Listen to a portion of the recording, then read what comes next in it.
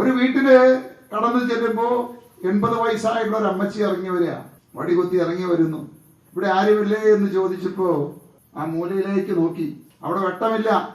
സൂക്ഷിച്ചു നോക്കിയപ്പോ ഏതാണ്ട് 40 വയസ്സ് പ്രായമുള്ള ഒരേ ഒരു മകൻ, ബുദ്ധിമാന്യം സംഭവിച്ച മകൻ പിച്ചുമ്പയും പറഞ്ഞുകൊണ്ടിരിക്കുന്നു. ഇതെന്താ അമ്മയെ കഴിച്ചേ എന്ന് ചോദിച്ചപ്പോ അകത്ത് പോയി ഒരു പാത്രം എടുത്തിട്ട് വന്നു. അതില് 3/4 ഭാഗം വെള്ളം, എണ്ണാവുന്ന അത്രയും ചോറും പറ്റും. ഒരാഴ്ച മുമ്പ് ആരോ ദയ തോന്നി 1 കിലോ അരി കൊടുത്തു. ആ 1 കിലോ അരിയില് ഉപ്പ് പോലും ഇടാൻ അവരുടെ കയ്യിൽ ഉണ്ടായിരുന്നില്ല, ഉപ്പുണ്ടായിരുന്നില്ല.